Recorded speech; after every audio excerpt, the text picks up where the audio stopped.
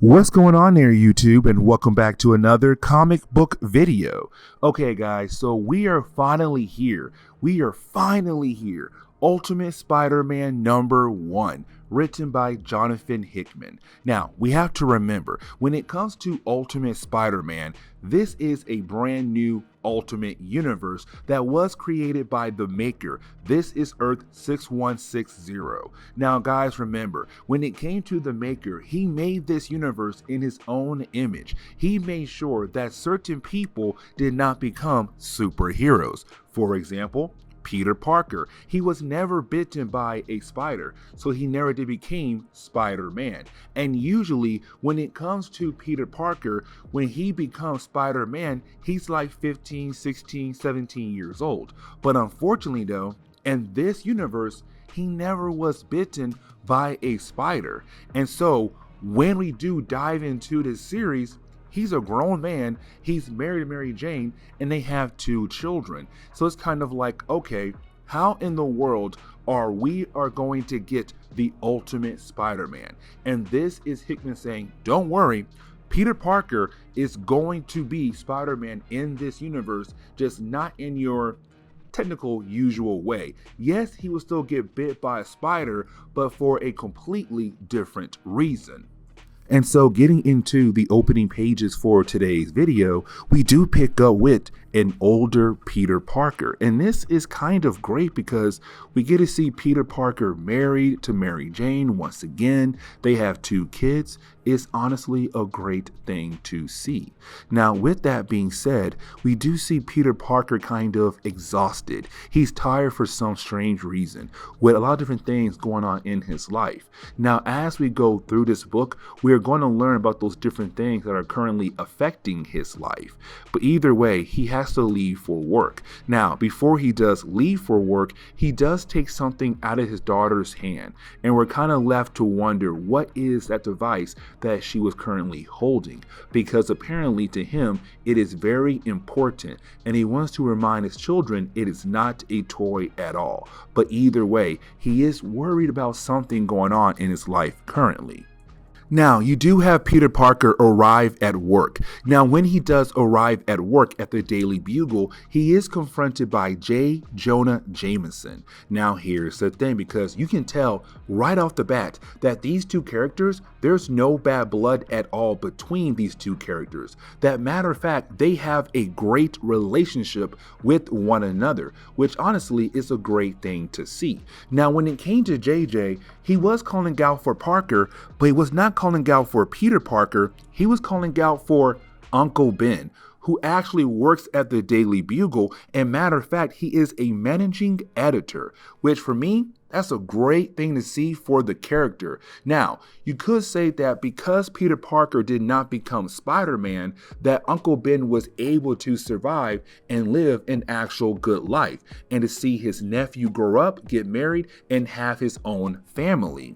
Now, when it comes to Peter Parker and Uncle Ben, they're getting ready to leave for some kind of event. Now, before they do leave, you have Peter pull JJ to the side. And this is where we kind of find out that JJ and Uncle Ben, they've been long-term friends. And so it's Peter asking JJ, hey, is Uncle Ben okay? Now, we have no idea why Peter Parker felt like he needed to ask Uncle Ben's old friend Jonah to figure out if Uncle Ben is okay, because we have no idea what happened to Uncle Ben. Well, actually, we kind of do know what happened to Uncle Ben, thanks to Ultimate Universe #1.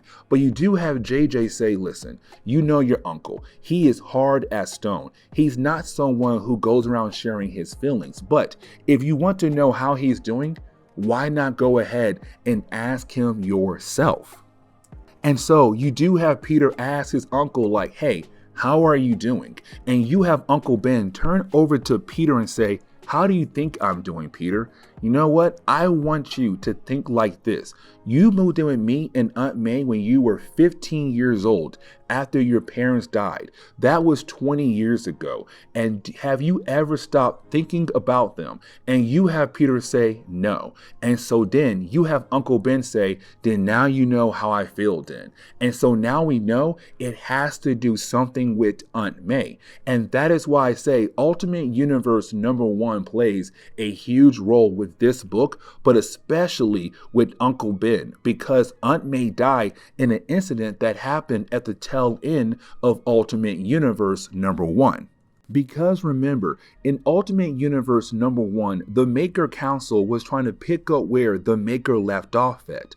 And one of the things they were trying to do is to make Tony Stark look bad, but to hopefully kill him off as well, to make him look like a terrorist that had sacrificed himself to do damage to the city.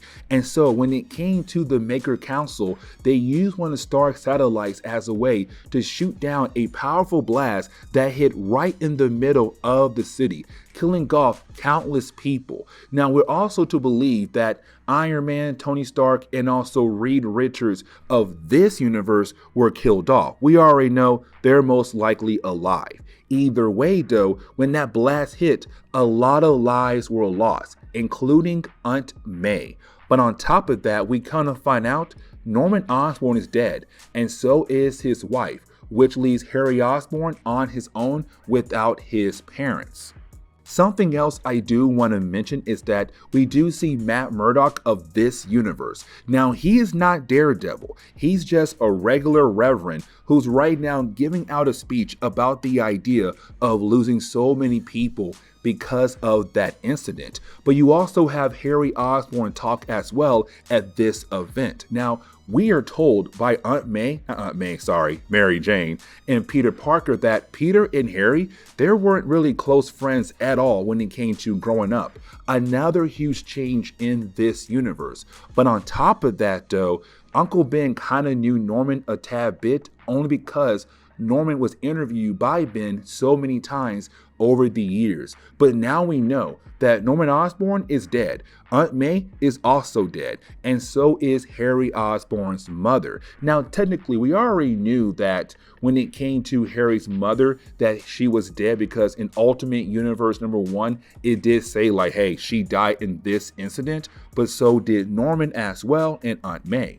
Now, we do jump back over to the Daily Bugle, and when we do, we see that there's a certain problem going on at the Daily Bugle, and that problem is about the idea of what the paper has been saying about the event that happened in New York. Because apparently when it comes to the Daily Bugle, they do pick one particular side about how they feel about the incident that involved Tony Stark, but also the loss of Aunt May and other people who were hit in that area.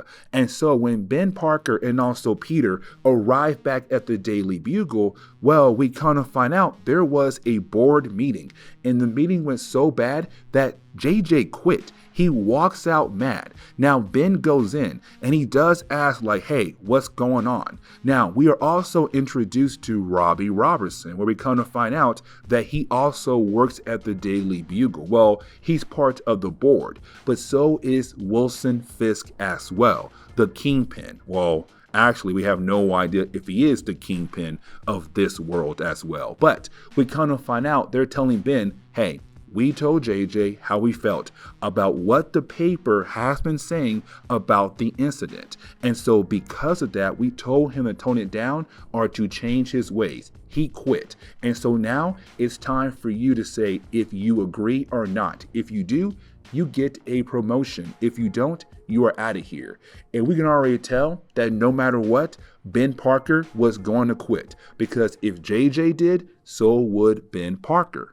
Now, when it comes to the Kingpin, I want to say it's a couple hours after the previous moment, but once you have the Kingpin getting out of his car, and luckily he does, the car blows up. It was attacked by some kind of bomb. And when you have one of the bodyguards of the Kingpin look up into the sky, you know who he sees? He sees the Green Goblin. And we're left to wonder, who could the Green Goblin possibly be? Now, we could say it's Harry Osborn, but this is a brand new universe, and this is Jonathan Hickman. So, it could be anybody wearing the Green Goblin suit, actually. But then we actually pick up with Uncle Ben and J. Jonah Jameson. Now, when we do, it's really more about the idea, what are they going to do now, because they no longer have a job, where we kind of find out they are going to try to make their own paper. And this is kind of cool because now it's like, okay, most likely we could see Uncle Ben survive for more than just one story arc, maybe 2 or 3 story arcs. And we see him and JJ being able to build some kind of paper and possibly do stories on Spider-Man to see how they feel about, a character like Spider-Man being around in New York, but also a character like Green Goblin as well. And so this makes things kind of interesting. Now, they do offer Peter a job, and you have Peter wonder, hey, do you have money though? Because I got a family to take care of, my dude. Now, you do have JJ walk away, and when he does, you did have a conversation happen between Peter Parker and Uncle Ben. Now, when it comes to this conversation, I really do like this a lot because it's Peter Parker still being able to come to Uncle Ben about the idea of asking for advice. Because even though Peter Parker is still 35 years old, he still kind of needs that help when it comes to making big time decisions. And honestly, when we do see Peter Parker, most of the time we see him go to Aunt May. And so it's kind of refreshing to see him being able to go and talk to Uncle Ben. Now, when it comes to Peter, he tells Uncle Ben, I feel like there's something wrong with me. That's something wrong with my life. Now, this right here is a huge hint to the idea that because Peter Parker was never bit by that spider, thanks to the Maker, is him kind of saying to himself, I feel like there's something wrong with me, something wrong with my life. And so you have Uncle Ben tell Peter, if you feel like that, then you know what? Make a change. Do something about it. Make your life better. You're the only person who has the ability to actually do that. Now, you do have Peter being able to go back home to Mary Jane and also his 2 kids. Now, when he does go home to them and being able to put his kids to sleep, it's time for him and Mary Jane to have a conversation. Now, right off the bat, you have Peter tell Mary Jane everything that happened at the Daily Bugle about the idea of Uncle Ben and JJ quitting, but also them deciding to make their own paper. But then it leads into a more serious conversation about something big that Peter had told Mary Jane that he felt like he needs to change things in his life. He needs to do something different. And so you have Mary Jane being that good wife, just being supportive, but at the same time, she's worried about the idea of the change that he is trying to do. She is worried that it could possibly affect their marriage. Now, Peter tells her, don't worry, it won't affect our marriage. But that's the idea though. He honestly is saying that, but again, he has no idea right now if it could. But again, he wants to make sure that it doesn't. And so he tells Mary Jane, hey, don't worry. The change I'm going to do is not going to affect you, me, nor my relationship with my kids. Everything is going to be okay. And so she tells Peter, then go for it. Go for it, Tiger. Just do it.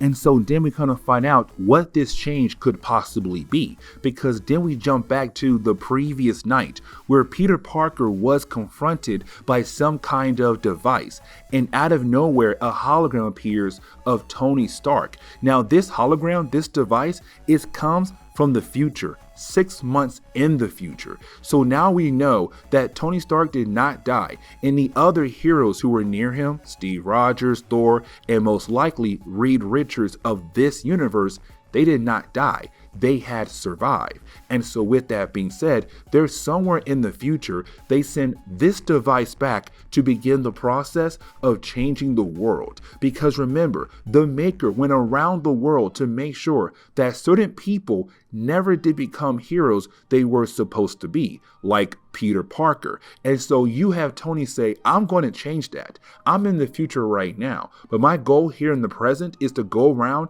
and begin the process of waking up the people who were supposed to be heroes, starting with you.